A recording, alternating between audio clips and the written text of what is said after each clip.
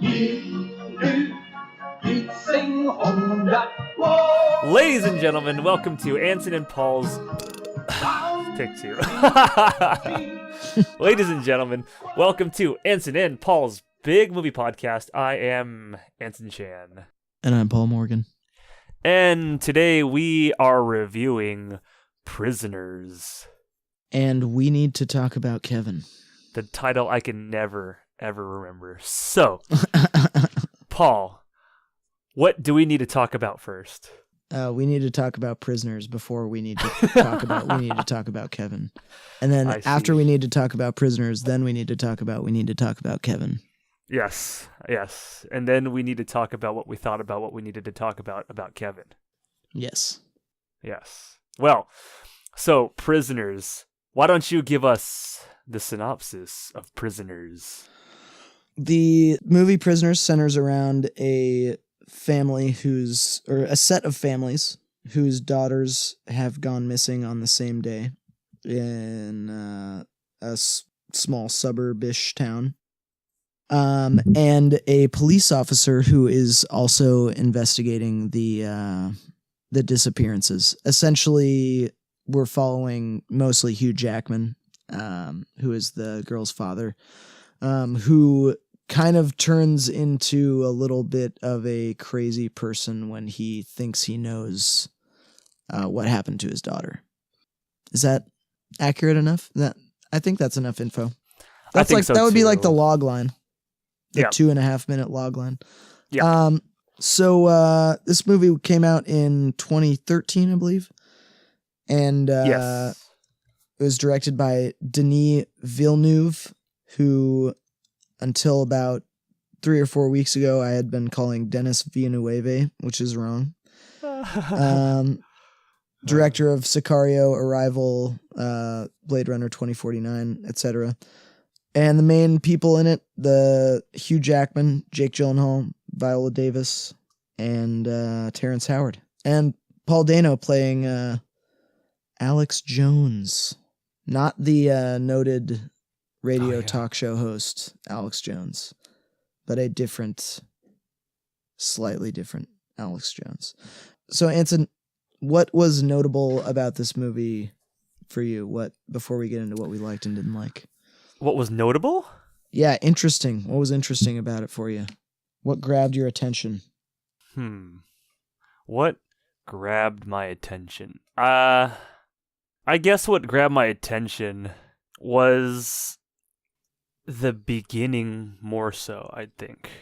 By that I mean when the two families have their daughters kidnapped, that whole sequence of events, like the setup with the deer hunting part leading to the kidnapping with, the sketchy RV and all this other stuff. I thought that was really well done. I thought that the shots were really good. There's a lot of interesting tension and visual clues and kind of like thematic things going on that was very interesting to watch. And at the same time, the depiction of how they were dealing with the kidnappings, as they're, realizing what has exactly transpired, was great. I thought that was super notable, if you will. Yeah. I guess what grabbed me initially was I was excited to see, what's his name? The Nightcrawler. Jake Gyllenhaal himself. Yeah, seeing Jake Gyllenhaal in a movie, again after Nightcrawler, I was excited to see him maybe knock it out of the park. And I more or less knew what I was going to get into seeing Hugh Jackman, but that was not the relationship I'd initially thought they were going to have together. I thought it was going to be like one of them. I didn't know anything about this movie. I just saw the name Prisoners. Sure. I think I knew one of them was a cop, so I didn't know which one was the cop. So I thought this could be a really cool chasing the bad guy kind of thing. Yeah, which it kind of was, but it wasn't exactly how I envisioned it. But I don't know. Throwing that to you, sir, what grabbed you? What was notable for you?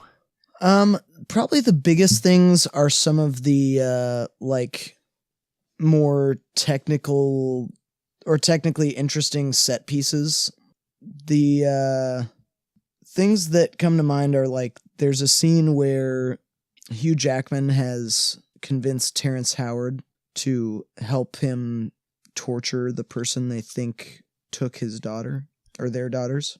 And there's this single unbroken shot of Hugh Jackman grabbing a hammer out of a bag, threatening the character with a hammer.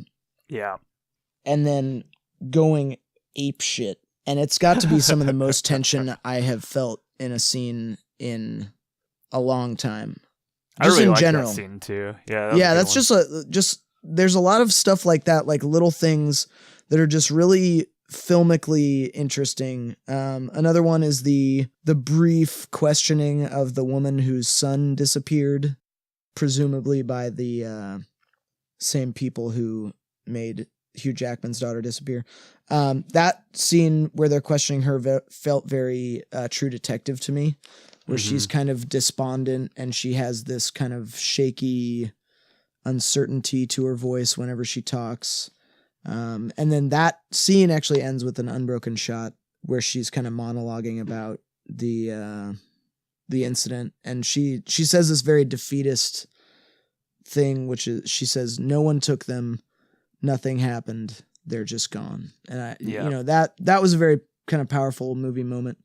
Other things that grabbed me and kept me really interested in this movie, the biggest one has got to be the breaking down of Hugh Jackman's character. So Hugh Jackman's character, at one point, I guess, spoiler alert, if you haven't seen it, I don't think you're gonna see it if you haven't seen it yet, because, who knows? But they find one of the people who was abducted, and in his manic, obsessive state, Hugh Jackman goes up to them, this person who is asleep, by the way, who has been heavily drugged and stuff, and he starts questioning them about his daughter. So I liked seeing how he kind of, at the beginning when his daughter disappears, he goes out to look and he says to his son, like, "Hey, be strong, you can be strong, you can do this." And then by that point in the movie, I think that's a little bit after the midway point of the movie, he's an emotional wreck. Everything is just emotional extremes for him. He's angry all the time. He doesn't sleep very well. He's not checking in on his wife, who is, coping in the worst possible way, or his son, who we don't know how he's coping. He's basically just Wolverine. He basically just turned into a really messed up kind of version of what he used to be.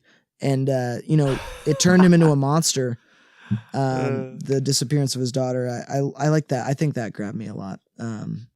Well, so Wolverine can't sleep at night either. Wolverine has flashbacks about his family, who, as we know from the Wolverine movies, yes, this is basically just Wolverine. The many Wolverine movies. Yes. What now that we've revealed that this is actually just Wolverine 4? Yeah. What did you like about this movie? I too liked watching Hugh Jackman cope with, or not cope at all, really, the loss of his daughter. I liked his whole, by any means necessary strategy of getting the job done. We had just talked about The Watchmen, and he's very Rorschach-ian almost, if I'll break some arms to get a tip. So he's all about that. I'm like, okay, respect. It's funny, we just saw what we just saw in What We Need to Talk About, Kevin, where people aren't believing the main character for things that are actually happening, at least insofar as the story's telling us, or we are to believe what we're being shown on camera. We're not assuming it's like a hallucination or anything. Yes. So when we see There Will Be Blood's priest, what's his name again? Paul Dano. Yeah, Paul Dano just straight up tell Hugh Jackman, like, "They didn't cry until I dropped them off." Like, you done fucked up now. Because if I were Hugh Jackman, I might go a little crazy too, because the cops don't believe him. The cops, or he said, "Look, we repressed him." We went back, and he said he didn't say anything, and it was like, so Hugh Jackman already sees the cracks in the police, the justice system. yeah, like Rorschach does. He's like, yeah, well, I gotta go do this myself now. So I was like, all right, there you go. That was his stupid fault for saying something, and then like they're like, how do you even know he did it? It was like, well, first of all, he said something really fucked up, so whatever comes his way now is kind of on him because he shouldn't have said something. You know what I mean? I don't know. I will side with Hugh Jackman in his willingness to beat the fuck up out of him and like kind of like make him a prisoner, if you will. It gets a little bit crazy with the extremes he's willing to go to extract information. But at the same time, if you're already predisposed to that type of, he's a survivalist, probably ex-military, he's doing everything he can to get his daughter back, much in the way of Liam Neeson is in killing billions of Albanians, or hundreds, let's be real. I mean, there you go. Go nuts, In this world in which you inhabit and in the circumstances in which you are thrust upon you, have at it. Go nuts. So I was with his a little bit craziness. I like how, he convinces Viola Davis and Terrence Howard, like, hey, if you really want to let him go, I'm not going to stop you. I'll bite this bullet because I did this, but yeah, he knows something, and I know this, and you might not believe me, but I know this, right? And it's funny watching his convictions kind of change as certain things are kind of revealed, like, he gets little tiny bits of more information. Yeah, which aren't even the full picture, because I'll talk about this more in what I don't like. But like, they find other people, they find other perps, they say, oh, we found bloody clothes, whatever, right? And then he's like, I don't even know anymore. Like, who is this fucking kid who I'm torturing for information? He starts to resent the fact that he just won't tell him what he needs. This is like, just tell me what I want to know. I know you know something, because it's like, you're making me do this, and I don't even want to do this anymore because I'm not even sure anymore. Yeah. So I thought that was kind of cool. I think that maybe could use a little bit even more expounding upon. But yeah, I think one of the best like dramatic devices in any movie is when the audience knows all of the information, but the characters each have different bits of the information. I think that's kind of always, for me, been one of the most effective movie devices whenever it happens. This didn't really do that either. We learned along with the characters. No, that's what I mean. Because we are seeing each character's, or whatever they choose to show us, we have all the information that every character has that they show. But as an audience member, that each one character only has this little bit, and you're like, oh, if they just had this one extra bit that this other person has. Like True Detectives, kind of. That, yeah, sure, yeah. Yeah. I liked aspects of Jake Gyllenhaal's character. I have so many issues, though, with the story surrounding Jake Gyllenhaal and the progression of the story, but I will try to focus on what I liked. I thought he was pretty likable or dynamic of a character. He's a guy trying to do his job to the best that he can. He's not completely removed, but as the job dictates, he has to be to a certain extent. He can't be like Hugh Jackman, crazily passionate, because it's it is his job, and if he were to get that way, bad shit can happen, or he can go crazy himself. And we kind of see what happens with that when he's interviewing the perp and gets a little bit too crazy about it, because he's dealing with crazy people, which makes him go crazy, like literally crazy people. I thought the kid actors were pretty good. I thought the cast was really solid. I think everyone had a great performance. Yeah, I agree. More or less, until like I said, we'll get into that later. You forget when you're watching this movie the really beautiful technical aspects. When you brought up the unbroken shot in the bathroom, I said, oh yeah, that was unbroken. That was just one solid shot where he was breaking apart a sink hammer blow by hammer blow, getting closer and closer to Paul Dano, right? And I was like, oh, I didn't even realize that, Yeah, there's lots of kind of just slyly good filmmaking in this movie. Yeah, I was just so into... plot doesn't always work out. I was into that scene. I was into that moment so well that I'd forgotten that. And there's a lot of really great camera work that happens in this. I mean, not Paul Dano, the director, what do you call him again? Denis Villeneuve. No, your other one. I like that one better.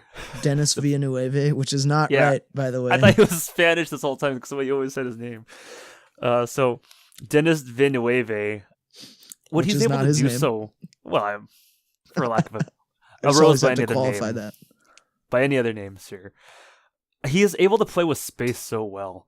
I like the shot of the bathroom prison chamber here. I like all the shots that take place in that area. Yeah. As it gets smaller, the claustrophobia that kind of builds as you know, his like prison cell kind of gets a little bit more confined. I thought it was beautiful. It reminds me of the opening shot of Sicario when they ram down like the wall and they just find like a bunch of bodies in there, and it's like, oh man. Yeah. That was so interesting. I'd never seen that before. Like, I've never seen a torture chamber made out of a shower. You know? Right. Like, I said, oh, that's interesting and cool. Yeah. Have we seen another Villeneuve movie recently? Arrival does that really well with the claustrophobia of, like, the tents, the military operating out of, and the open space of the alien crafts. Yeah. You get that too here with the home compared to like the shower or the property that the shower's on with compared to the shower. Or like or even like the rooms in the house are like that become claustrophobic. He's able to really get a sense for he has an excellent sense of space, this guy. Yeah, I think one of the effective ways he does that is by shooting a room from outside the room through a doorway. Yeah, I really like that. When they're in the living room for Thanksgiving or whatever it was, that feels different from when they shoot it later when they're just like in the same houses, you know. Everything takes on a completely different feel, and he's just so good at that. Yeah. I think, man, that's about it. Yeah. Did I mention that I really liked the performances of the kids because they weren't bad? Yeah, I can't remember if you mentioned that in the podcast or in our before time talk. Right. I think Paul Dano did a good job until he started to piss me off, and I'll tell you why later. Yeah, I think technically, very good movie. Yeah. How about you, Paul? What really stood out for you in this movie? What worked for you? I think one of the things that worked the best for me or that I like the most is that even though I have all the information that all the characters have, I sympathized with most of the characters in some way or another. I sympathize with Paul Dano because no one should have to endure that, even if they are bad, in my opinion. I mean, obviously there's a reason we have laws and punishments and stuff like that. But like, he's like the guy who Rorschach shouldn't have burned his house down while he was inside. He should have had to answer for his crimes in a formal setting and be given the formal societal punishment. And so I really, the fact that he held up under all that torture, and I cringe when I watch some of those torture scenes because I don't think anyone should have to go through that. I sympathize with Hugh Jackman because he heard stuff that the police didn't hear, and so obviously he's going to act without the police in order to try to get what he wants. Paul Dano's a fucking crazy person. He's like, you saw him like choke the dog out too. That's the thing, is that like, yes, they paint him as a bad person, and I agree that he's a bad person. Hey, he's just totally fucked up. That's all. Literally, that scene with the dog is all you need to know that a character is a bad person if you're trying to make someone look that way in a movie. But true. I don't think that's the thing. That's why I hold back from liking Rorschach too much, is because I don't think anyone, no matter how bad they are, deserves certain things. And he might have been bad, but he was also, like you said, he was crazy. So maybe his crazy and his bad was a response to the stuff that happened to him in his life. Well, you still gotta, get rid of that from society. As you do, but I think that's one of the things about the concept of prison is like social ostracism is effective. Hugh Jackman is so much more sympathetic in the way because he's still playing to keep his daughter's life going, you know? So it's not like... I mean, to me, I don't think it's acceptable to do what he did to Paul Dano to anyone, ever, under any circumstances. I don't care if you prevent a terrorist attack. I don't care if you prevent a nuclear bomb from going off. It's not acceptable to torture people like that. It's absolutely not. And let me just say, that is my personal moral on the subject. Mm. I don't expect anyone to agree with me, but that's what I believe. It's not acceptable to do that no matter how bad the person is. And do I think if someone did that to someone I love that I would have a pretty similar response? Maybe if the law wasn't working for me, but at the same time, I really think it's not accepted. Like, the person I related to most in this movie is Terrence Howard when he's standing at the doorway going, dude, this is fucking wrong. You cannot do this to someone who's supposed to be free by all, letter of the law. You cannot do this to someone. That moment for Terrence Howard to me is my entire belief in one simple sentence. Yeah, it's so like, I mean, because you and me are opposite. Because I was like, oh, Hugh Jackman, go Hugh Jackman. And you're like, go Terrence Howard. yeah, So that may be something we disagree on, but I also liked. I thought the cinematography was gorgeous. We have these kind of most of the colors are pretty muted, not super bright or saturated color. Gives it this kind of gray, moody feel, which is kind of one of my favorite things in a movie or in life. I guess I like the kind of the muted gray of like an overcast day or something like that. And this did that really well. Really, really, really liked the scene where Jake Gyllenhaal is driving a certain character from the movie to a hospital. Oh, that was cool. That I didn't expect to feel tension in that scene because I forgot that scene was in there. But that scene in that movie made me so tense. I was clutching my own hand every time he came close to, another car, to passing out or whatever. Like you, I thought most of the performances were pretty good. Big credit to, obviously Paul Dano did a good job, but the guy who played Paul Dano's sort of brother in a way. Yeah. I forgot his name, but he was in The Dark Knight. He played the guy that the Joker planted in the assassination scene. I thought did a really interesting job. Which assassination scene? He was one of the people who took the cop uniforms from the cops they tied up.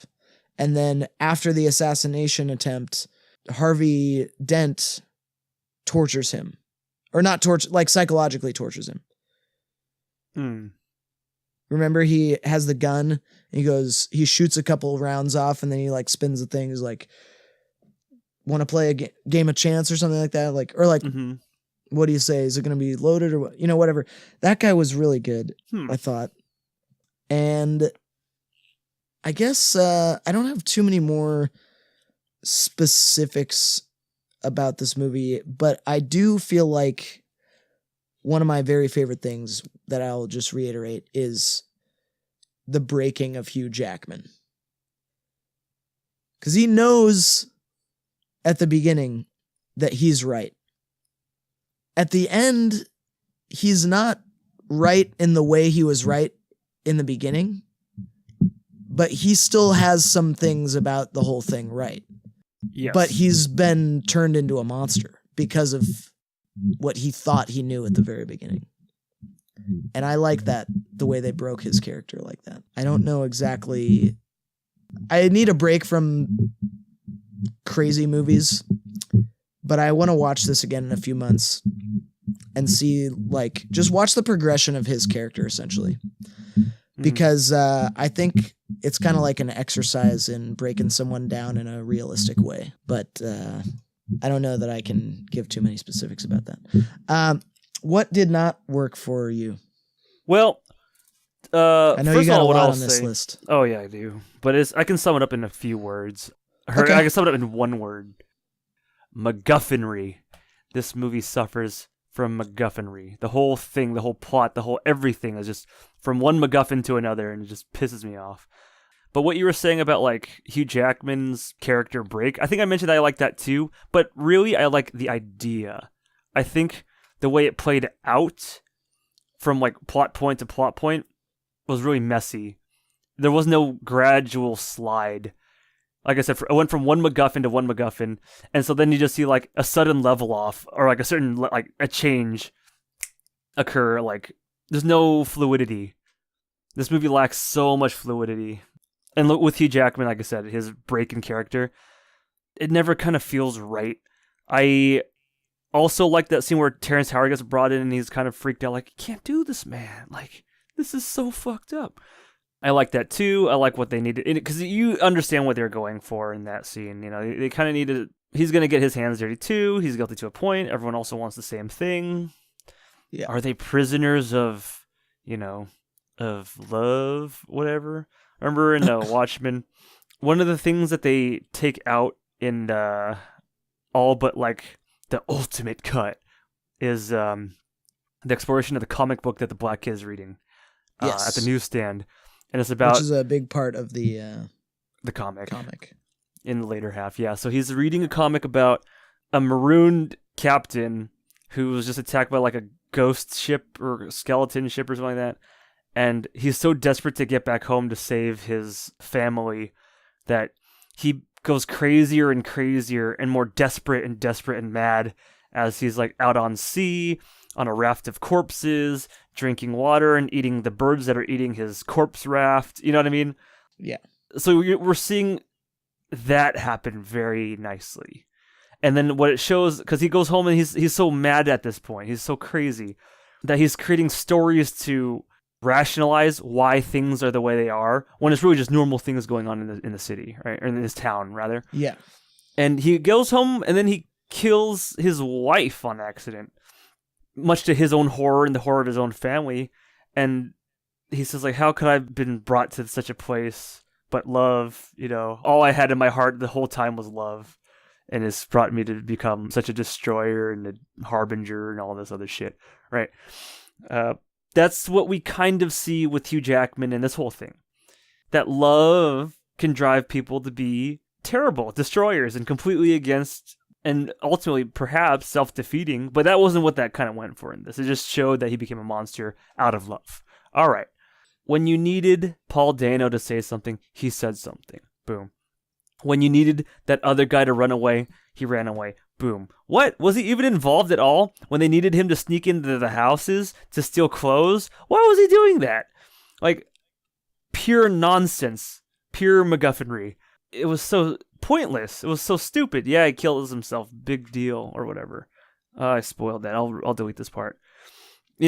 All this shit happens with that perp, with Paul Dano not confessing until literally the very, very, very, very end when he needs to say something that will kind of clue Hugh Jackman in on like the maze thing even. It didn't even really make sense.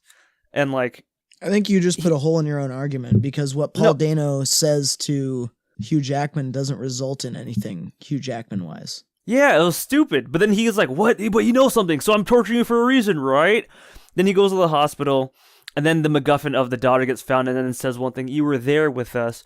Then, oh, well, now I know where he is. It's in that house with the old lady or whatever. I didn't make the connection of that line triggering his return to the lady's house. That's why he did it.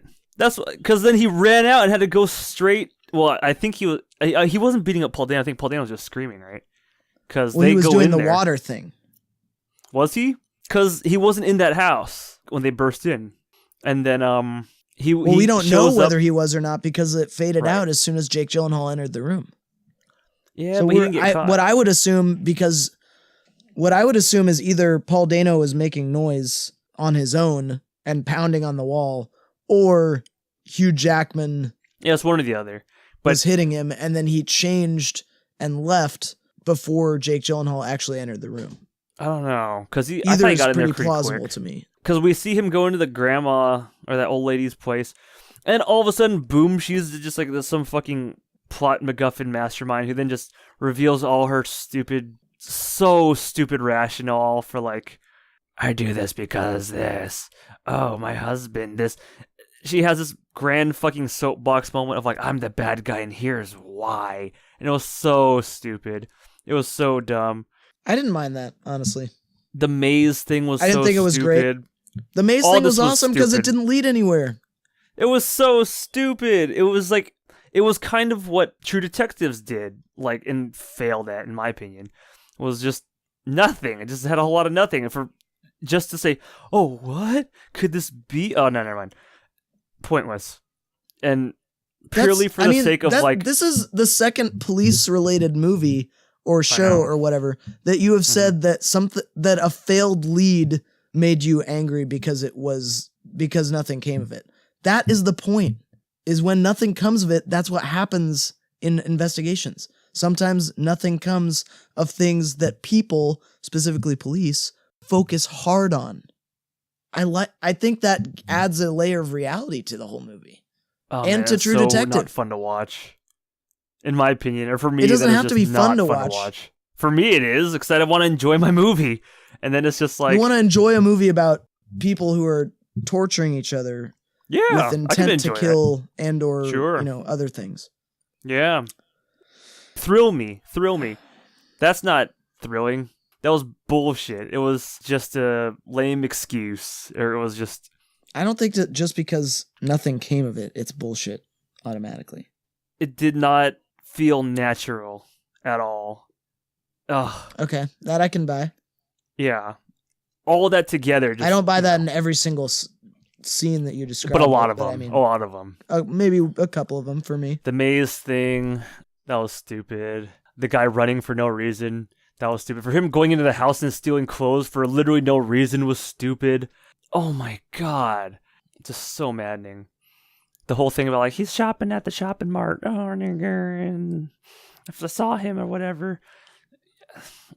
So pointless. But okay, can I ask you this?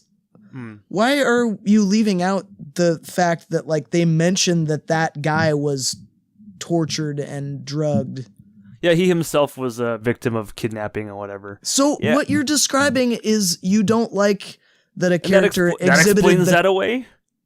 No, what I'm saying is what you're describing is you don't like that a character exhibited like some of the classic signs of trauma, which is like reenacting the trauma like he did with the beating up the mannequins and shit, or like being a creep because you have no method of relating to the world anymore because something so traumatic or crazy happened to you.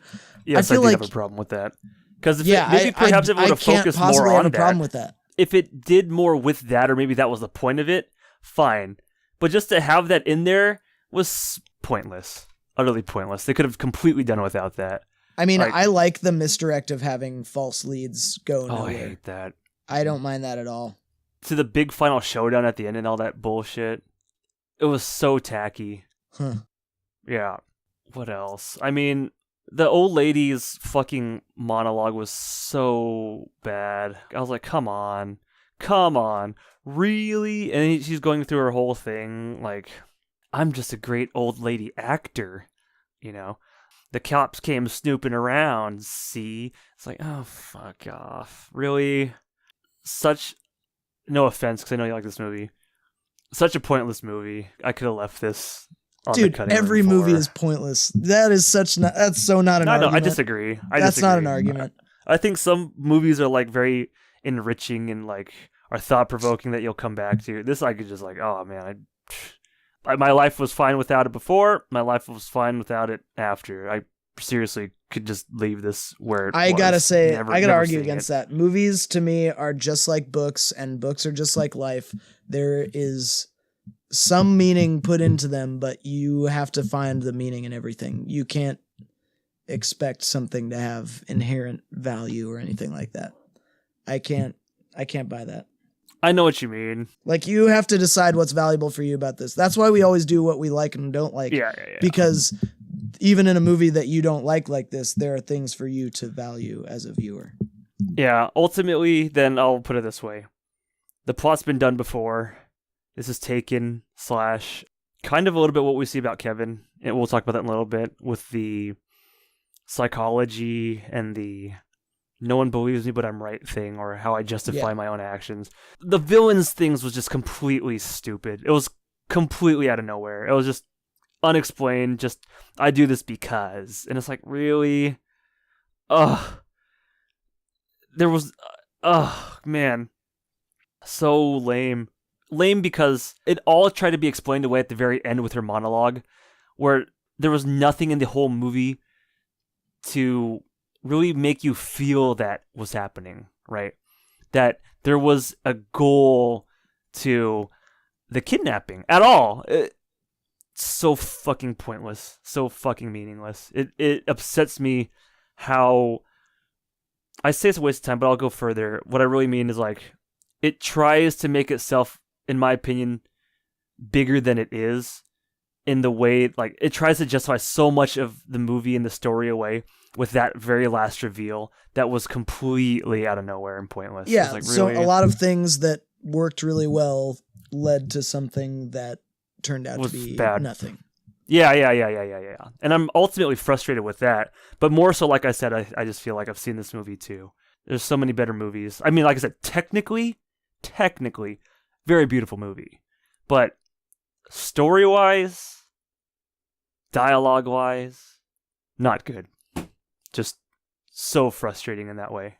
Sure. Yeah, that's where I'll leave it. Paul, was there anything that didn't work for you in this movie? Well, I think one thing we agree on is within something that you didn't like, which is I didn't have a problem with the grandmother being a killer or being what she was. I didn't have a problem with that, but I did have a problem with her theoretically. little monologue. Oh, I didn't think that was very. It was kind of felt a little ham-fisted to me. Yeah. Whereas I think there are artful ways she could have done away with Hugh Jackman almost without dialogue that would have given the same sense as that scene gave, but more effectively. Agreed. But they just didn't do that way. She almost felt when she was putting Hugh Jackman in the hole, because, okay, here's the thing. If it wasn't for her monologuing during that scene, I think that would have been a very effective scene, because I liked that she didn't give him a chance to fight back, essentially. Like, she made him put the handcuffs on himself. She shot him with the thing. You know, she pretty much just made him do as he needed to do to get out of her way.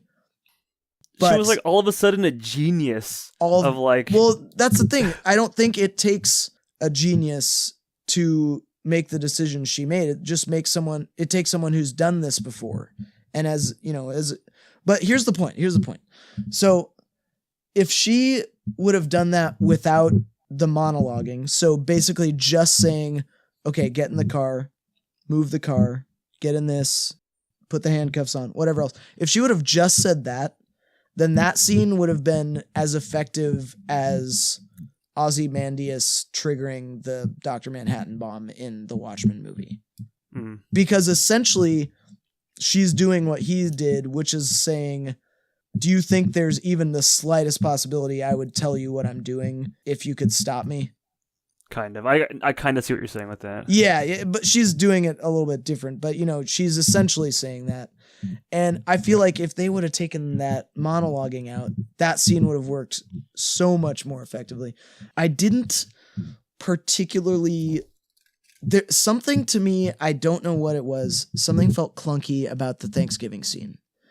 I could not, for the life of me, tell you what that was. The whole trumpet thing? Yeah, that just felt like, they're trying to show us that they're friends.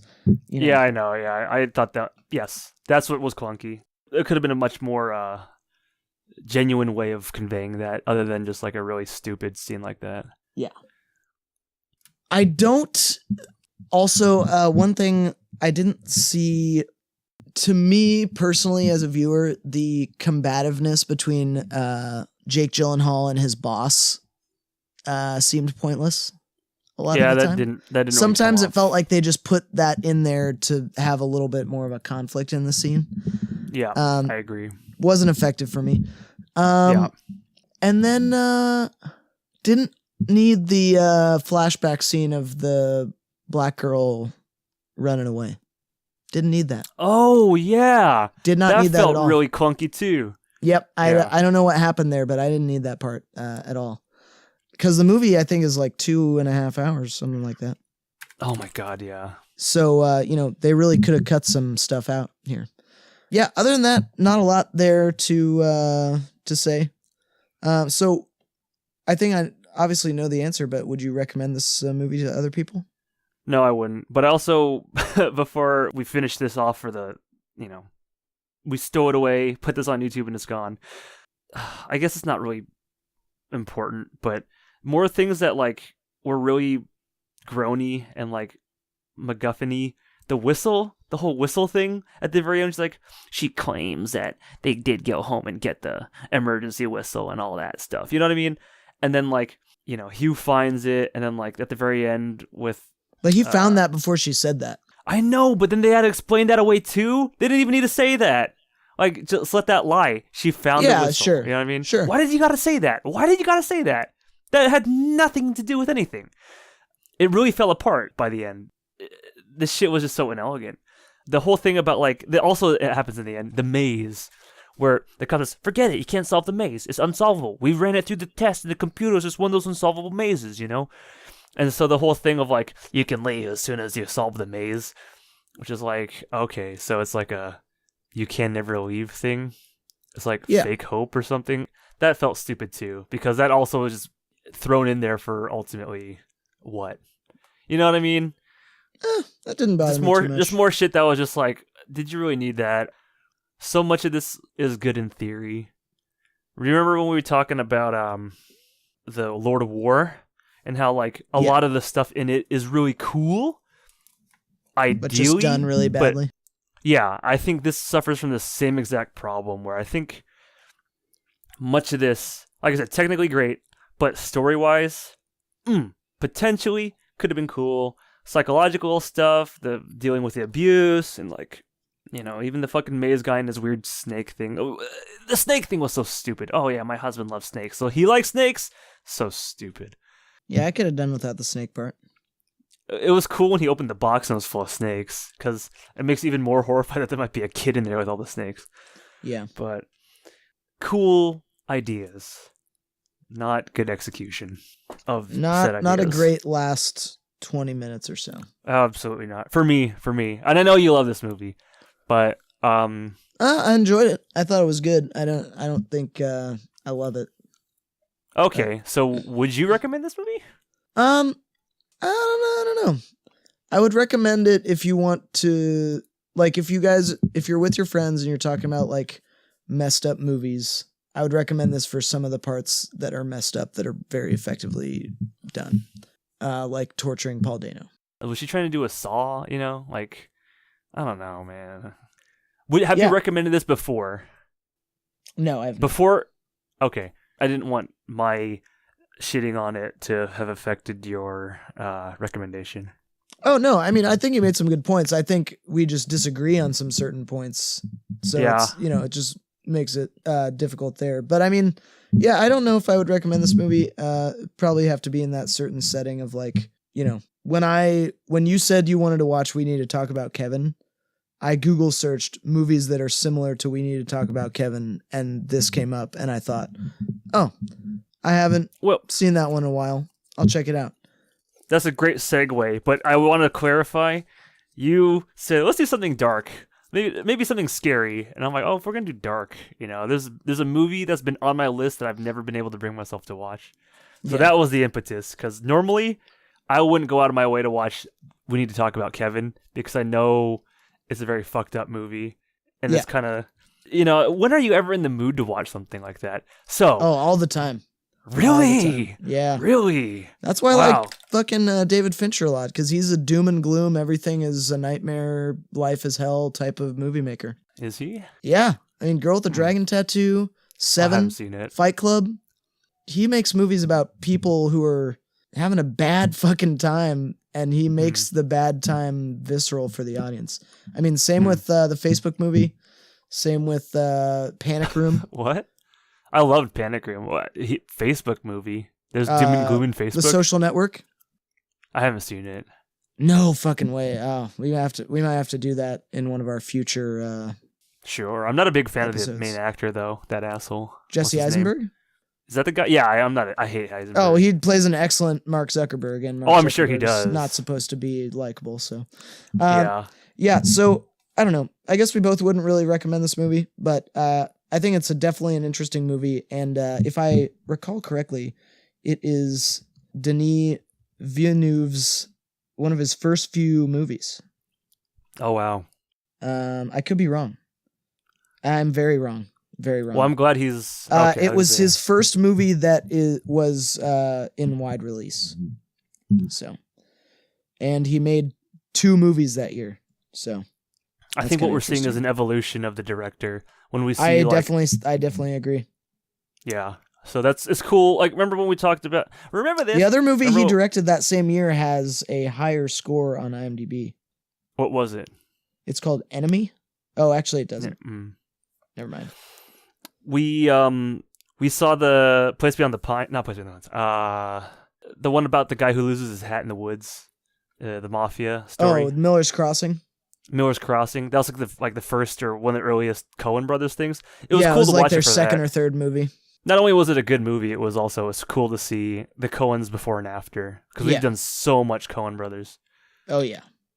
Well, now we need to talk about Kevin. What do we need to talk about we need to talk about Kevin? That joke's never going to get old. I'm just going to stop saying it now because I don't want to be annoying. It's the only light-hearted part about the movie. That joke. I think what we need to talk about is the synopsis, where we need to talk about Kevin starring We need Tilda to talk Swinton. about Tilda Swinton. Yeah, we need to talk about Tilda Swinton, and we also need to talk about John C. Reilly. Ezra Miller, that's basically all the good ones. Directed by Lynn Ramsey. I believe it's a British film. Yep, it's made by the BBC. Yeah, made in 2011. Wow, that's surprising the BBC made this movie. God damn. Well, they were the production company. I think Lynn did a lot of the heavy lifting there. Sure, but it's just interesting to think, like, man, this is such an interesting stamp to put your stamp on. I don't know a lot of mainstream broadcasting anythings that would really get behind this, really. You know what I mean? But anyway, very interesting movie about a woman dealing with a very, very bad boy whose name is Kevin. I'm going to say a woman dealing with a kid who's exhibiting textbook signs of being a sociopath who feels powerless against it. Yep, feeling powerless in her family, with her husband, to the extent that it involves her son, the sociopath. And, man, just not being able to cope with how to be a mother in this nightmare scenario of having a child of this, basically a demon spawn. I mean, man, just hell. They might as well have made the Omen, this part of the Omen series. Oh man, this is just, it's hard to watch for old Tilda Swinton.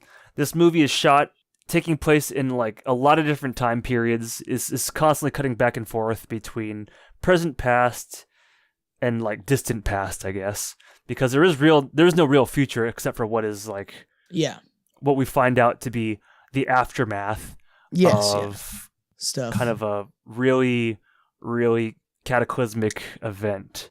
Now, am I allowed to spoil that? Because I knew that going into it, that was the main. So did I, actually. I thought, well, let's just say it. Yeah. Okay.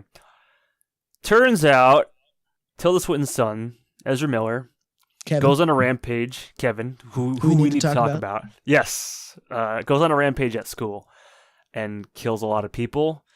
And this is about not only Tilda Swinton dealing with, raising this child, but the aftermath of surviving his rampage, living, basically having him completely destroy her life in, what she was before and what she is after birth, and then after the event of the massacre.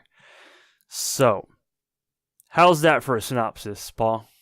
I think that's a very deft and adequate synopsis.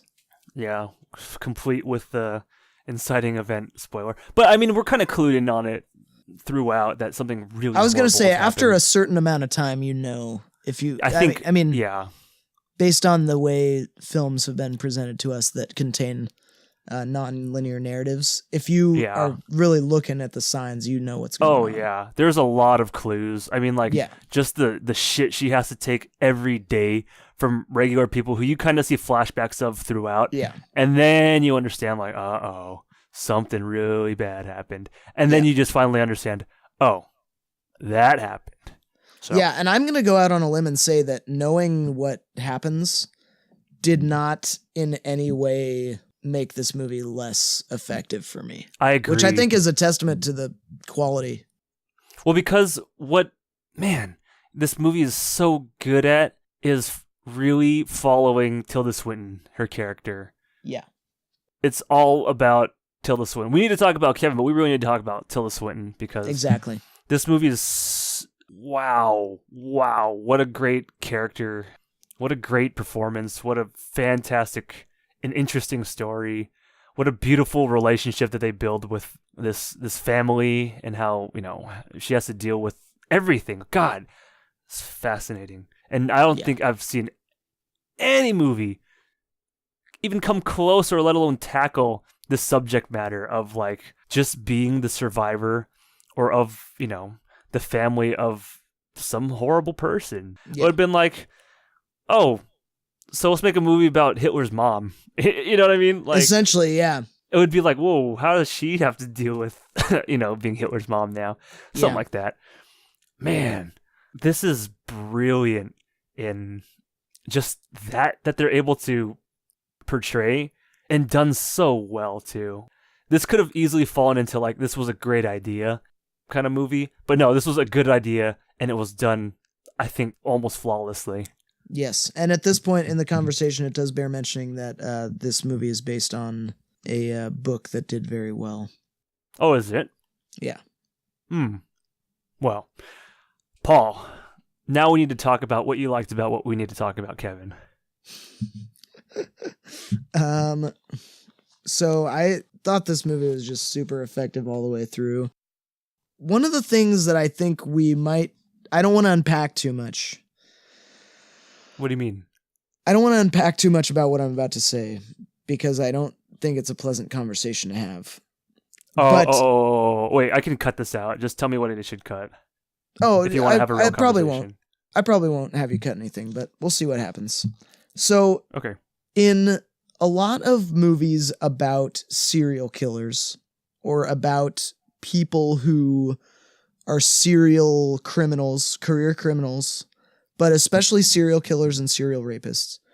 In the movies, and it seems sometimes a lot of the time in real life, these characters have mother issues. They have childhood trauma and they have mother issues. So if we think about things from long ago, like killers like Ed Gein, he famously had issues with his mother, and his treatment of his mother's corpse was inspiration for the movie Psycho.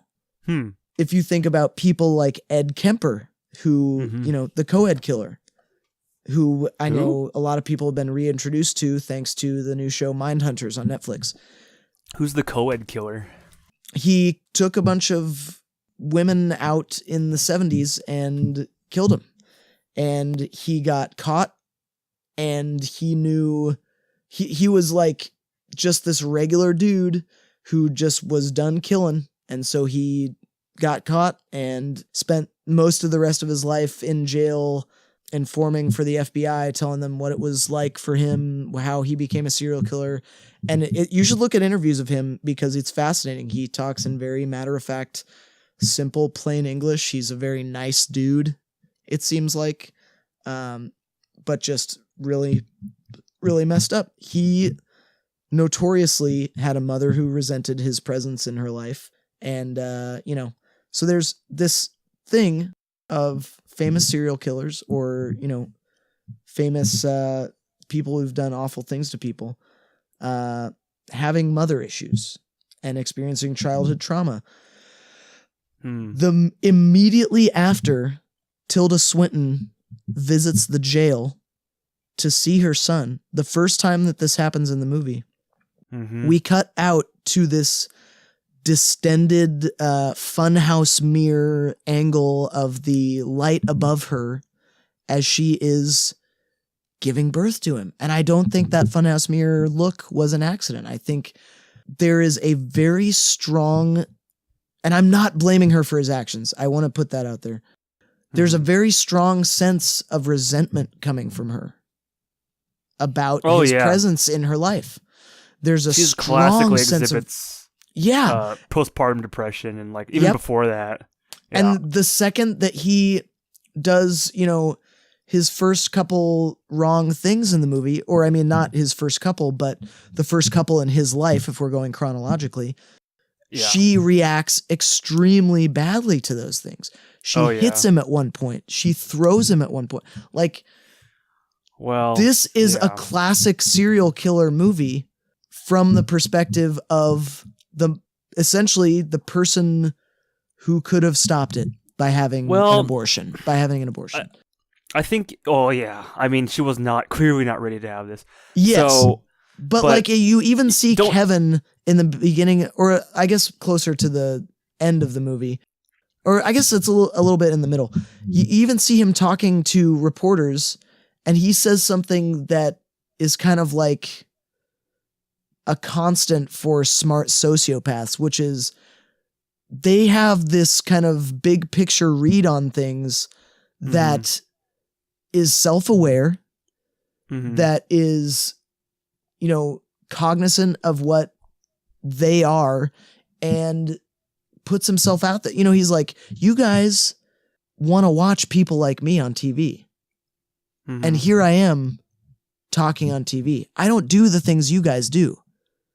I'm better. But because I'm better, I can dedicate myself to this fucking horrible pursuit of like lying and manipulation and killing. I don't know. It's a serial killer movie, especially from that personality point, but from just a different person's perspective. Someone who is powerless to stop it, but who could have stopped it before it began.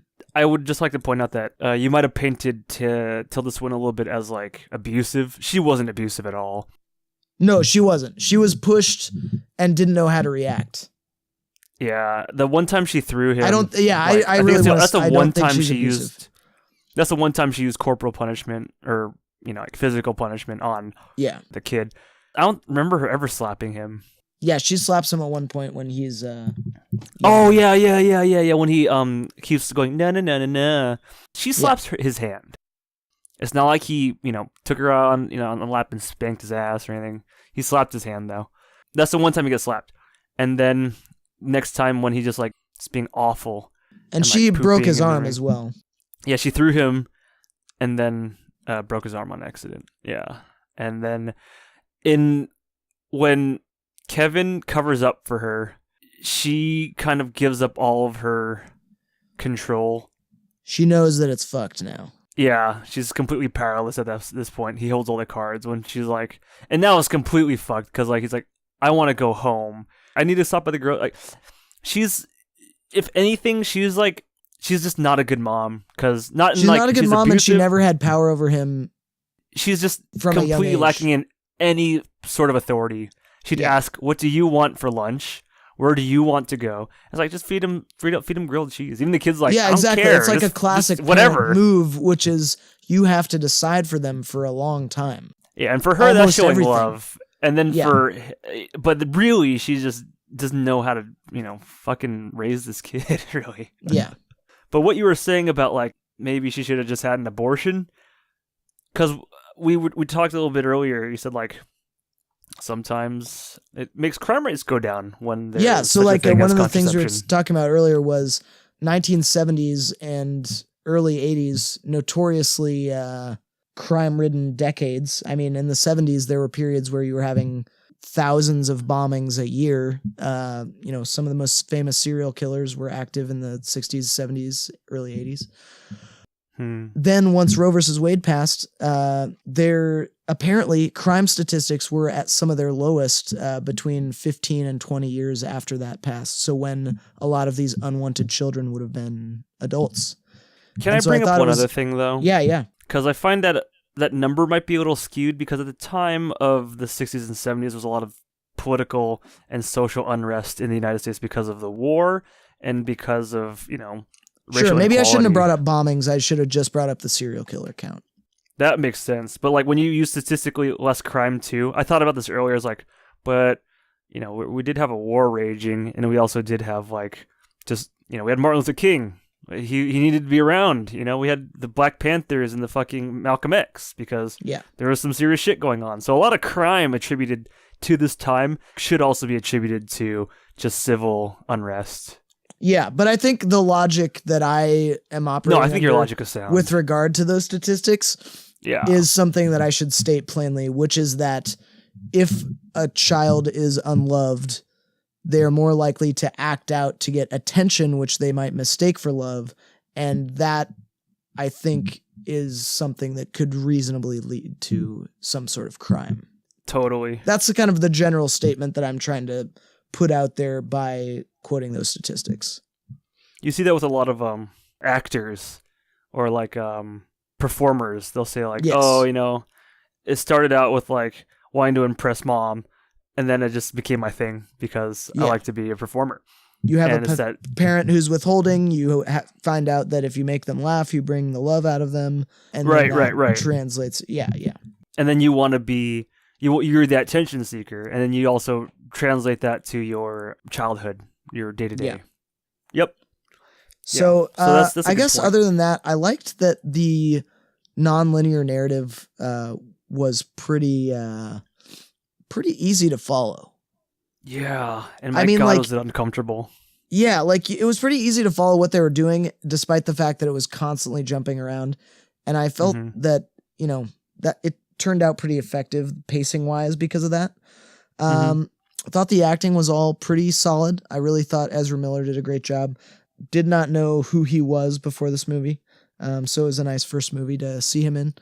I thought all the actors that played the kid did well for the most part. I could swear that one of them was half Asian. Yes, I agree. Got a little Keanu Reeves kid in there. Yeah. I thought the but we don't need to talk about Keanu Reeves. No, we don't. We do not need to.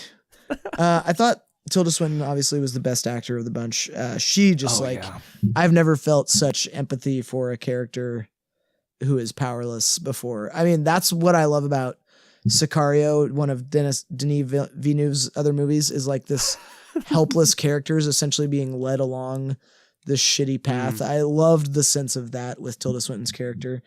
And then I loved the character of the kid just in general. The little manipulations that made him the sociopath that he was were just so smartly fucking done. Yeah, so well done, dude. And so realistic seeming. They felt so real. I don't know. I'm going to stop because I feel like I'm gushing about this movie. No, please, continue, because you're going to say a lot more technical stuff than I will, I'm sure. Yeah. So. I liked, so this was a non-linear movie, but I think one of the things that was super effective about it was it started off super jumbled and in short, tiny scenes that were hard to put together a through line for. And then near the middle and then closer to the end, the scenes started gradually getting longer and then getting longer and revealing a little bits more. And I thought that was just such a smart pacing move, I guess, because you're never used to anything because it's all constantly changing. But at the same time, it's changing with some sort of consistency of style to it that, makes it easy to follow. The editing was just one thing I think we don't talk about enough in this podcast is the editing, because you can make or break a performance by an actor in editing. You can make or break a scene in editing. This movie doesn't have a lot of traditional editing choices, in my opinion. There's lots of really long-held kind of shots that seem like they mean nothing, but in the context of a scene, they really kind of work perfectly. The sounds versus what you're seeing on screen were always very dynamic and kind of counterpointy, I guess, in my opinion. Especially with regard to some of the older music they played. Oh, yeah. I love the music choice. Yeah, the sound design was, I thought, really well done, tasteful. There was a lot of opportunities for them to be ham-fisted in their same sound design, and I don't think they took any of those, luckily. Yeah, I think that's probably it for me on this one. That's all I've written down. Mm-hmm. Oh, I guess the really extreme coloration. There's so much red in this movie, and whenever red is on the screen, there's something starkly contrasting the red. And it always felt very, very interestingly moody with regard to that. What worked for you in this movie? Well, again, I'm a huge fan of John C. Reilly. Everyone knows this. If you don't know this, now you do. For your health. For your health. Not even trolling, though. I actually really do like John C. Reilly a lot as an actor. Oh, he's an amazing actor. I saw him in... Because people think I'm joking when I say, like, I literally only saw... in general, but yeah, I saw Guardians of the Galaxy only because I saw John C. Reilly in it. I said, oh, hey, he's in this? Oh, I'll see this just for John C. Reilly. I have no desire in seeing it otherwise. And I ended up really liking Guardians of the Galaxy. But he's an actor who I originally saw in Chicago. Chicago. He's amazing. I was going to mention Chicago. Mr. Cellophane himself. Yeah. Oh, my God. Beautiful performance. I saw him in Gangs of New York. And I was like, wow, he's just fucking great. And then he did like all the Steve Brule shit on so it's like, oh, he's also hilarious. Yeah, and then everyone's just like, oh yeah, he's a big time troll, and oh he's like this counterculture kind of icon now. But I actually really liked him genuinely as in the roles that I'd seen him in. Really took my breath away. It was funny seeing him in The Lobster. Of course, he was just more of a side character, but when he's given the attention, he just does so well if he's put in the right role, I think. I think you would really enjoy the movie Magnolia, which he plays a prominent role in. I've just heard about that. Yeah, I would love to watch that movie. Perhaps maybe our next podcast. Sure. But I think he did a really great job. Tilda Swinton, again, is just... I really don't know her from a lot, actually, but I think now she might be like one of my favorite actresses. This is just such a great role. There's a reason Wes Anderson uses her so much. I don't know who Sanderson is. Wes Anderson. Oh, yeah, that's right. But she's in more of like corny roles or like... Yeah, she's in these like quirky little fun roles in his last few movies. Yeah, she's not really the focus though. No, never. And I know Tilda Swinton has a really excellent reputation, and now I see why. Yeah, she's fucking amazing. Watching her before life, her strong, independent world traveler, to having the kid dealing with postpartum depression and just completely resenting the kid. As the years go on and you see her like get older with Ezra Miller, her like poise continues to like diminish. Yeah. Her hairline is receding. The way she looks, the way she talks is like completely changing. And then after the massacre, she's a completely broken person. And you see she's why. A zombie. Yeah. And like almost to the point it's like, why are you even going on? Your life is so shitty. Everything is so bad. You're wondering why she's not just committed suicide yet.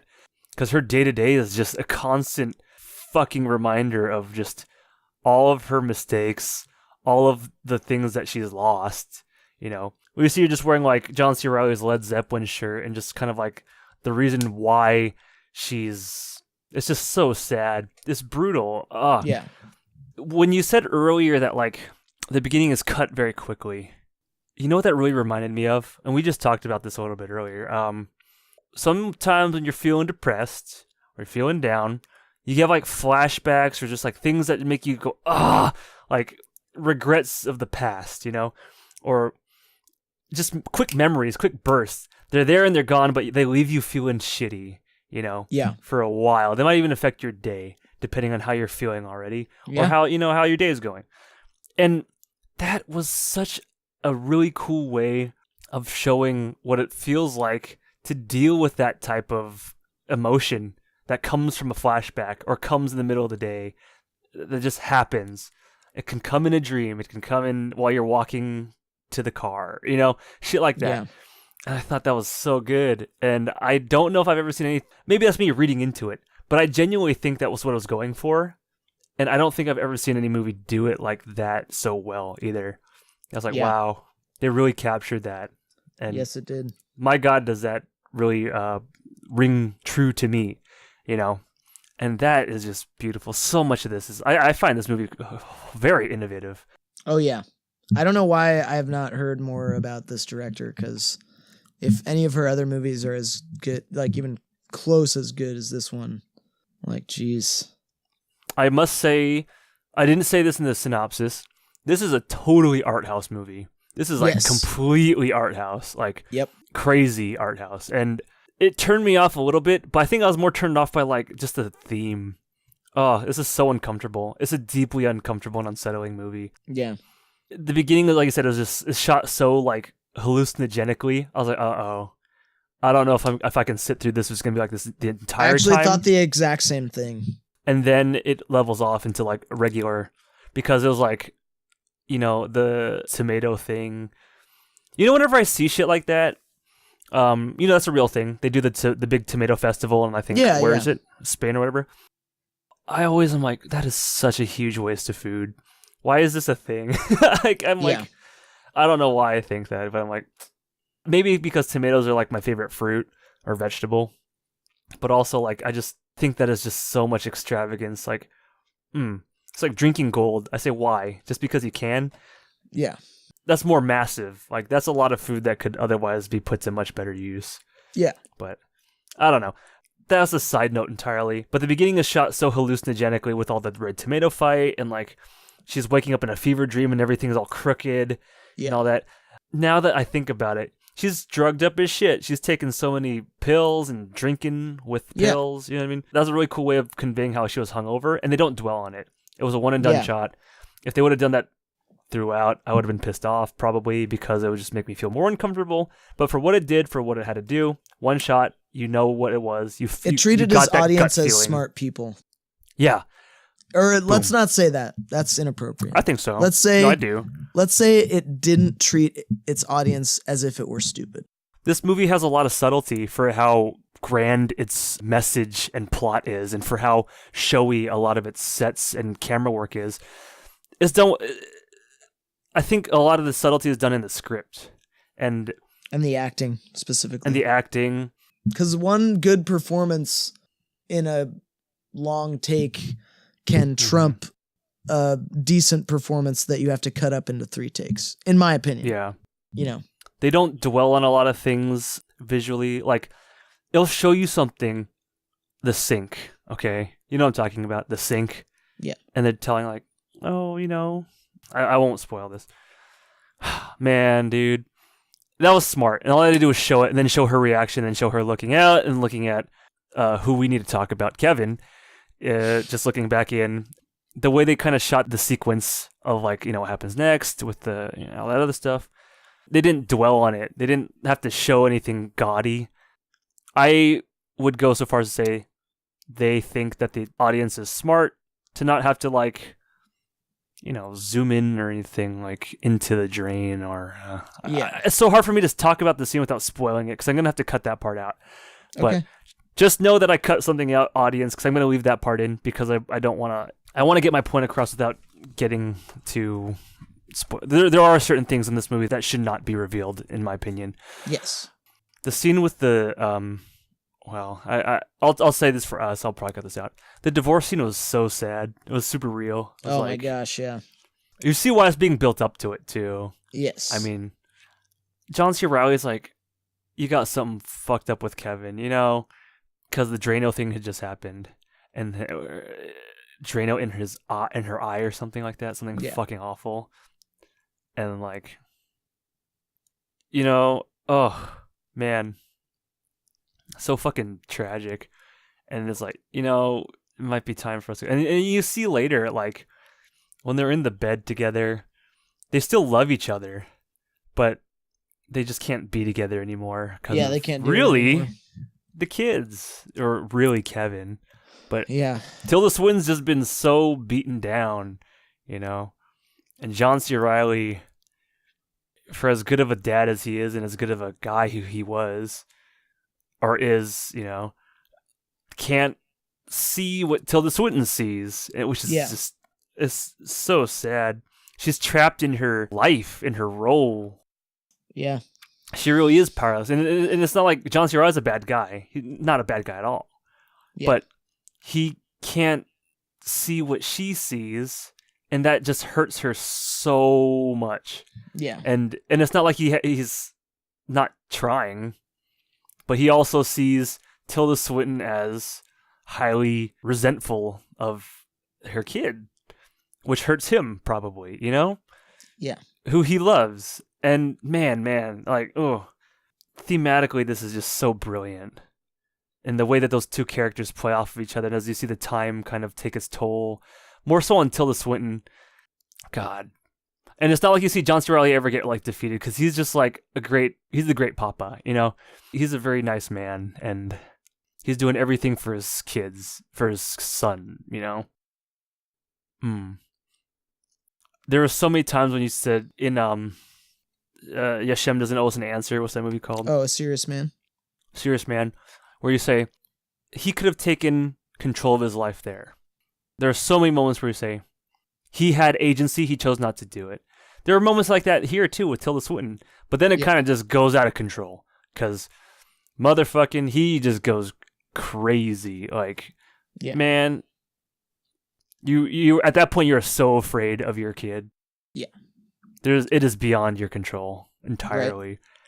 Right. Yeah, I feel like what do you do? Like, because I think this movie speaks to something very real, which is that there are some people who just get the wrong wiring.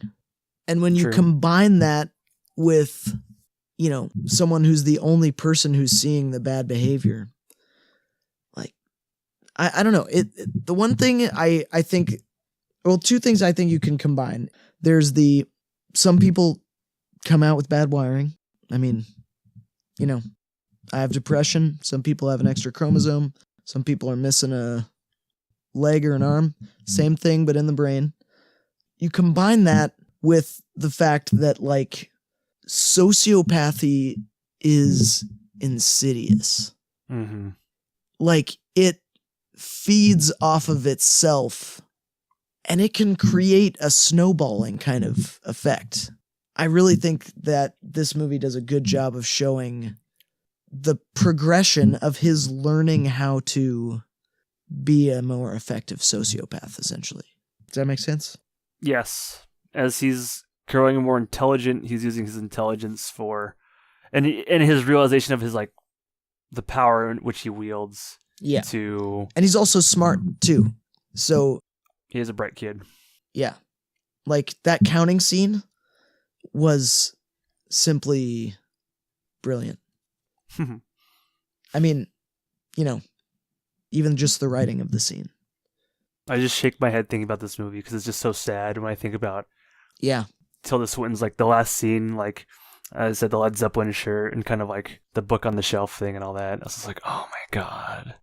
Yeah, what do you do? It's so brutal. What do you do if you have a kid like that? And then what do you do after they do the horrible thing that you've been waiting for them to do? Move. Yeah, start a new life. Far away. Yeah, cut all contact and start a new life. Hope that never comes back. Like, hope that thing rots in jail. Yeah, you go far fucking away from that. I like the again, the Chinese music in this. I didn't say this, but the music choice was good. They have, like, a lot of really interesting song choices. They also have, like, really traditional Chinese music, like, like, it's something you would hear in, like, an old Chinese studio movie. That is, like, actually from a kung fu movie that I know, and I knew it at the time when I heard it. Like, something like from Wong Fei Hung or, like, Fearless or something. Not Fearless. Fearless is more of the flute. Kevin?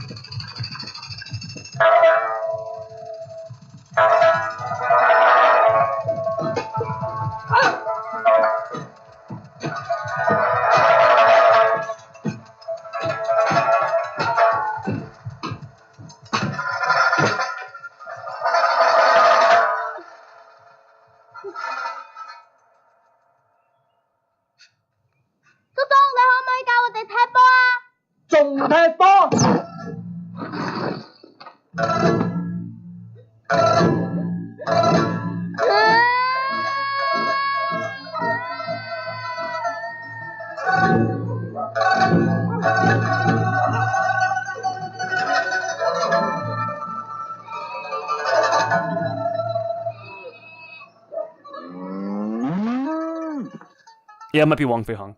And it's a really excellent song to like convey tension. When it's done in a Chinese kung fu movie, it's really corny. You know what I mean? Like that. Yeah. That build up where they do a zoom in on like a what face as they realize, you know, a kung fu fight's about to break out or something like that. You know, my rival is here. He's conveniently like dressed in the opposite color as me. You know, but like when they do it in this, it's done with like a lot of very low key power dynamic playing with like between Tilda Swinton and Kevin, who we need to talk about. And I thought that was really cool that they were able to, you know, throw that in there. Not only because, like I said, I've never seen that instrument and that music style used really effectively in a non-corny way, right? Yeah. That also really helps develop the character of who Tilda Swinton is, because she's an ex-world traveler adventure sort who...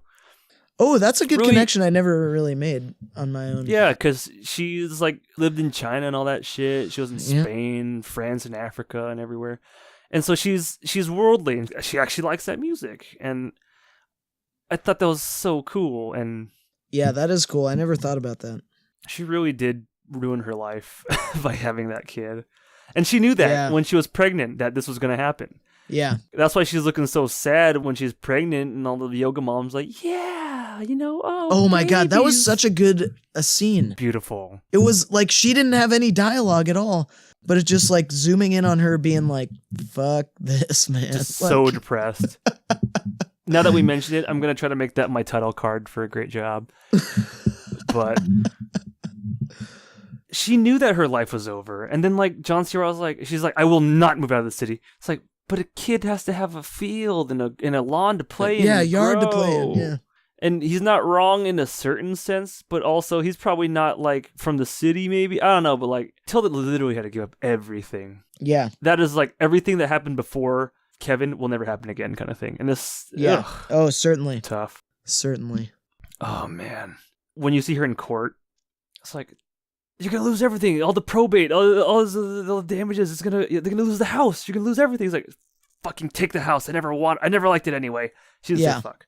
And that's done so much later, from when John C. Reilly convinces her to move into this beautiful house, and after that, and that's revealed before John C. Reilly, you know, and the daughter and all that. It's like, oh man, yeah. Why would you want that fucking house?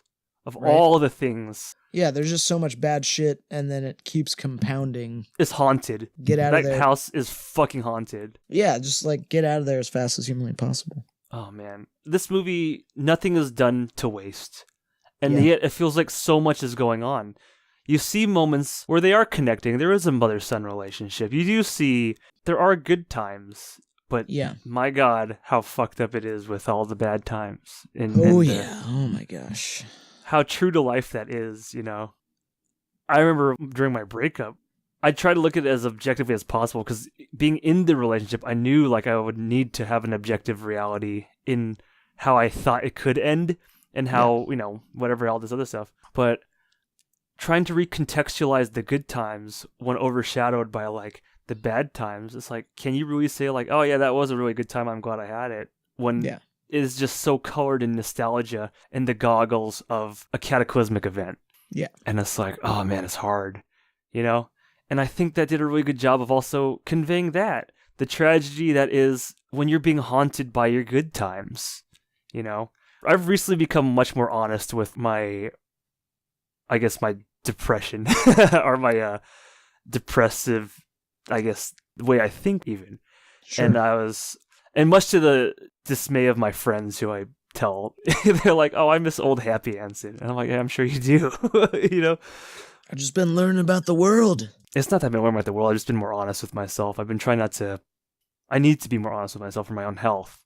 Sure. And I said to them like a month or two ago, like, I was feeling really sad because my friend had moved or something like friends are moving away, something like that. And like I just look around, I'm like, I remember my other friend who moved, and I'm haunted by the reminders of the good times, and like, yeah. And they're like, "Oh, what do you mean you're haunted by your nostalgia?" And I said, "Oh, I could go on." I was like, "The shirt I'm wearing, my dad gave it to me, Yeah.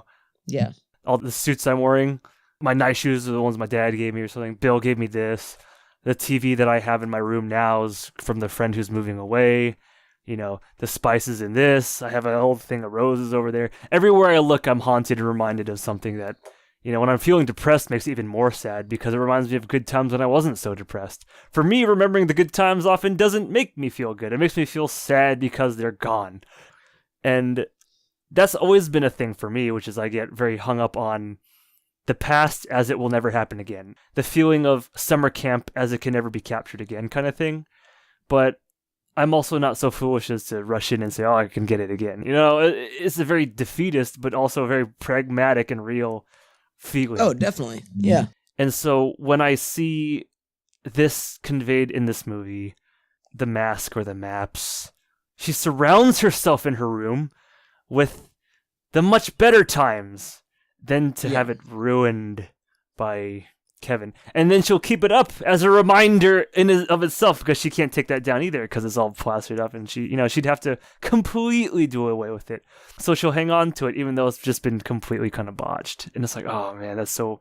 And then, like I said, the other shit that happens too, which I just mentioned, it's like the good times with her mini golfing and all this other shit, It's like, oh man, remembering John C. Reilly when they first met or whatever. How sad.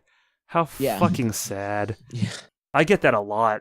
The beautiful nostalgia just leaves you questioning more of like, was there something I could have done different? Or like, man, is this why I have it, or I feel this way now because this is some karma?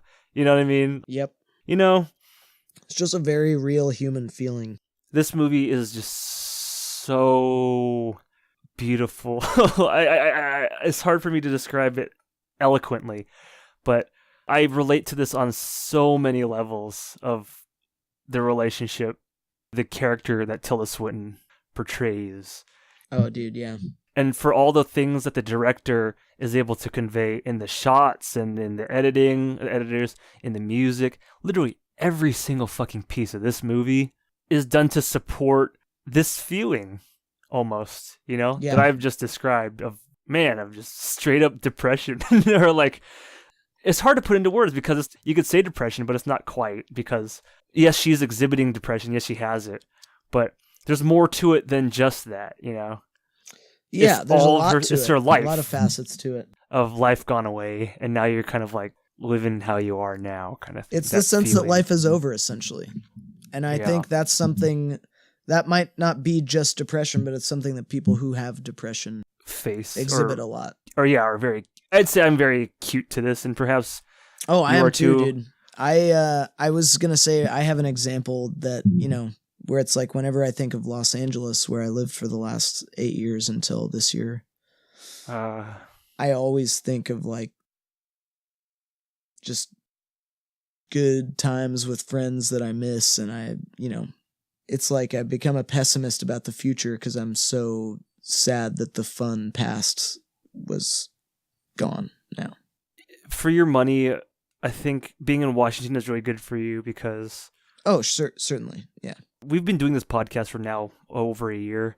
Yeah. I remember I might cut a lot of this out, but what we always talk about beforehand, we always have like a little powwow, or we try to have like, catch-ups. And I remember your financial situation was just like so bleak, where you were losing a lot of sleep. You were very... Nothing about me was healthy. Let's just say that. Yeah, you had a lot of anxiety about just like what you do tomorrow, or like you're worried about your rent situation. You don't even have enough for food and all this shit. I'm like, bro, like this is so unhealthy. It was a nightmare. And I felt horrible. And I know that feeling of you missed your friends in the times. I'm so glad now that you have like a solid 3 squares a day. You know what I mean? Yeah. I agree. I feel so relieved in a way that I know that you're health-wise, this is far better for your health. Oh, but I definitely, perhaps yeah.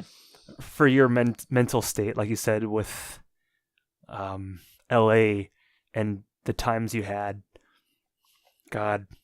And that's the thing that I can say don't nothing for that, really, though. I mean, I'm going to try and cut this off pretty soon here, but that's one of the reasons why I was financially strapped in LA is because I'd have just enough money for rent, and then whatever money was left over after that, it was, let's go shoot a show. Let's, go do something. I have a project I need to invest in.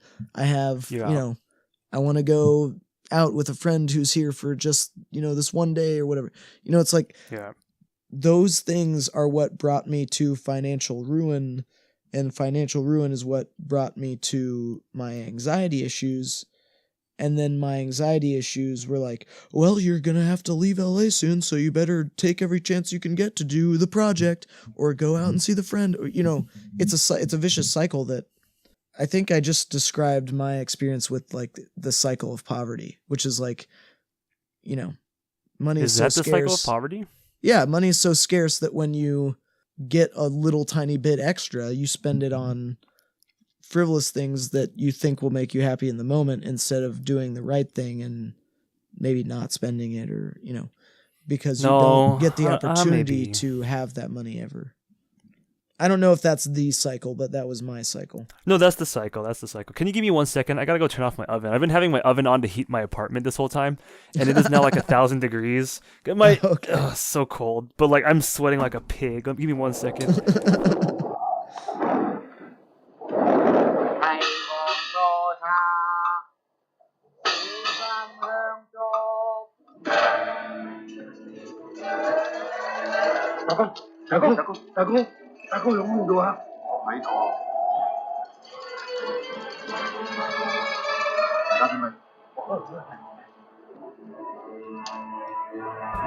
Does it feel like summertime in New York in my apartment? Yes, sir. Yeah, it's fucking hot. Anyway. Was there... We only talked about what we liked. What's that? We only talked about what we liked. Yeah, so I'm going to try and bring it home here real fast. So, was there anything that didn't work for you in this movie? Yeah. You said Ezra Miller worked for you. Yeah, I thought it was great. I think he laid it on a little thick. I think some of his lines were a little bit unnecessarily soapboxy for how subtle everything else is and for how grounded and real everything else sounded, felt, was written, was shot. His was the only standout of like, yes, it was getting across the fact that he's a sociopath, but there was also ways of like, they were able to convey it a lot with his actions. Yeah. And a lot of his soapboxing I felt was a little unnecessary, or just his tone of voice and the way he talked to Tilda Swinton felt like he was acting, but sure. Okay. Perhaps that was something he maybe was going for. I don't know. It sounded to me like it's how a bad actor might act, but that's just me. That's the only thing I can really say that didn't work for me, aside from the fact that also, like I said before, this is a deeply unsettling movie. At times it was super uncomfortable to watch. Watching her deal with like her anxiety, her like people staring at her, or like curling up in a corner and like dealing with like just having no escape. You know what I mean? Like just except for wine and pills it was like, oh man, this doesn't make me feel as bad as A Serious Man does, though. You know, this doesn't make me feel as bad as other movies that we've seen that were just like real feel bad movies. Yeah. I can't name them off the top of my head. We've reviewed a lot, but this movie felt really cathartic, unlike just a really bad mopey indulging in the bad times movie. This really had something to say. It was So like I said, where I felt uncomfortable and like stressed out at times, it was done for a really, I think, important reason and done artfully so, and done with purpose by the director and the story and all that. Yeah. So great fucking director, dude. the only thing I can say that didn't work was the actor, really. How about you, Paul? What didn't work for you? Was there anything that didn't work for you in this movie? Oh, not really that I can think of, if I'm being completely honest. I can't think of anything that didn't work for me. I will say, just on a fun level, the middle kid, so not the youngest one, but the one before he's a teenager. Or no, the one before that, the youngest kid. He had, when he did the like head down, eyes up staring thing. Oh yeah. It kind of gave me a Shining vibe. I was like, oh, that's kind of, he's kind of going a little far there. But other than that, I don't think there's anything that I couldn't hang with. Yeah. Notable though, before we recommend and adjourn, is that Johnny Greenwood of Radiohead fame, who, as we know, has composed the score for There Will Be Blood and The Master, things like that, composed the score for this. Oh, God, he's so good. He's amazing. I don't like Radiohead, but I love his soundtracks and movies. Yeah. So with that, would you recommend this to people? This is the hardest part. No. You gotta be a real certain type of person. You know what I mean?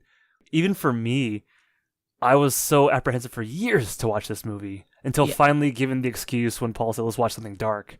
I said, oh, this movie I've been meaning to see. I would not tell people to watch this movie. You know what I mean? If you can come to it on your own, yes. Yeah. But I am not going to be the guy with the sign up, the parade, the trumpet or anything. Say, you must watch this movie. But my fucking God, is it a beautiful movie? Is it a wonderful movie? Is it a movie that has broken new ground for me? Yes. Do I find this like very important and will remember for years to come? Absolutely. Would I put this on one of the top of my movie lists? Yes. But can I recommend it? I can't recommend this, but I love this movie. God. I'm glad that I think you're the only person who's ever going to watch this movie that we're going to have a talk about.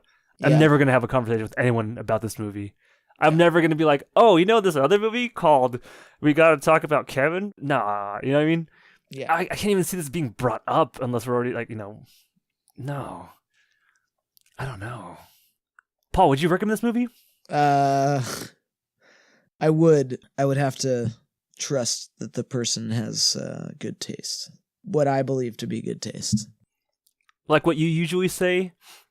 I'd only recommend it to my film school friends. Yeah, that would probably apply here. I would only recommend it to your film school friends. No one who I know would watch this. Yeah.